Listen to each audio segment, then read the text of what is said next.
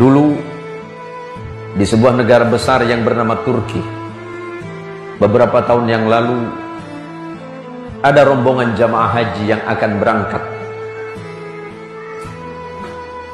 Kemudian di bandara itu diumumkan bahwa sebentar lagi pesawat akan segera berangkat.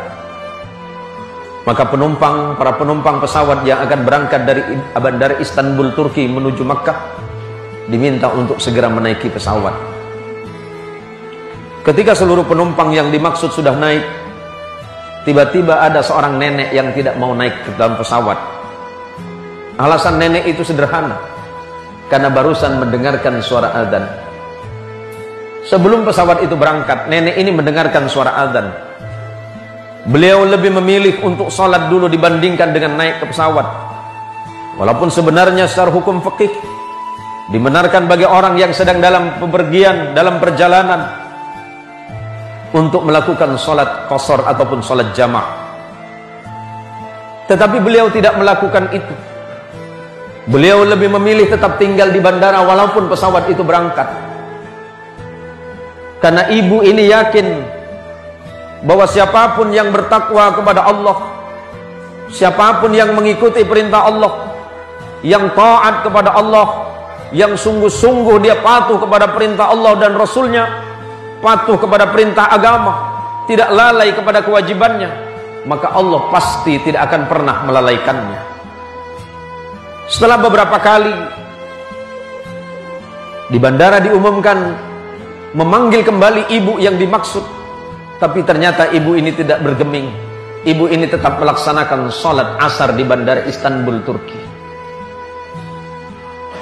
Di dalam sholatnya dia tidak mengingat apapun, dia tidak mengingat penerbangannya, dia tidak mengingat tujuannya haji. Dia hanya ingat satu, bahwa aku ini adalah hamba Allah. Apakah dalam perjalanan aku masih hidup? Jangan-jangan dalam perjalanan aku tidak diberikan kesempatan oleh Allah untuk melaksanakan sholat. Maka lebih baik aku sholat. Berapa lama waktu aku sholat? Paling lama waktuku sholat hanya antara 5 dan 10 menit. Maka karena keikhlasan ibu ini, dia tetap sholat. Dia patuh kepada perintah Allah. Dia lebih memilih ditinggalkan pesawat yang berangkat ke tanah suci Makkah dibandingkan dengan meninggalkan sholatnya. Setelah 1 jam berlalu, ibu ini tetap berada di tempatnya. Dan tiba-tiba pesawat tadi yang sudah berangkat kembali lagi ke bandara. Apa alasannya? Pesawat yang sudah berangkat 1 jam dari bandara Istanbul Turki kembali lagi. Apa alasannya? Ternyata pilot memerintahkan pesawat ini kembali lagi ke bandara Istanbul, tidak melanjutkan perjalanannya ke bandara King Abdul Aziz Jeddah.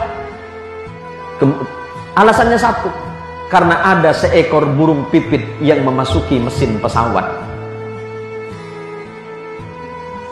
Dan ini di luar akal, ini di luar nalar.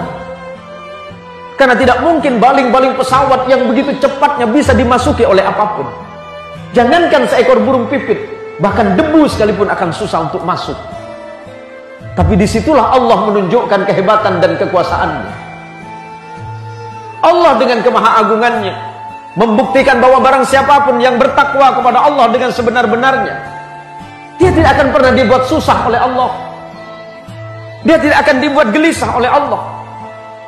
Seperti apapun keadaannya, dia akan selalu yakin dan yakin bahwa Allah selalu bersamanya.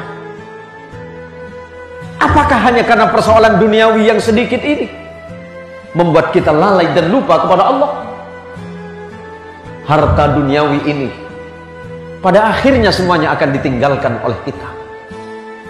Pilihan hidup hanya 2. Kita yang meninggalkan atau kita yang ditinggalkan. Apakah kita akan meninggalkan harta atau harta yang akan meninggalkan kita? Jangan karena persoalan duniawi yang sangat murah menyebabkan kita lupa kepada nikmat Allah yang sebenarnya, yakni nikmat penghambaan kepada Allah Subhanahu wa ta'ala. Dan yang paling penting, jangan lupa kewajiban kita kepada Allah Subhanahu wa ta'ala, yakni sujud dalam sholat kita. Semoga sujud kita ini semuanya diterima oleh Allah Subhanahu wa taala. Semoga amal ibadah dan amaliah kita sehari-hari semuanya niscaya mendapatkan ridha dari Allah Subhanahu wa taala kelak di hadapan Allah, kelak di hadapan Rasulullah Muhammad sallallahu alaihi wasallam. Mungkin tidak banyak amal yang bisa kita banggakan, mungkin tidak banyak salat kita, mungkin tidak banyak sujud kita, mungkin tidak banyak zikir kita, mungkin sangat sedikit sedekah kita, mungkin sangat sedikit kebaikan-kebaikan dalam hidup kita.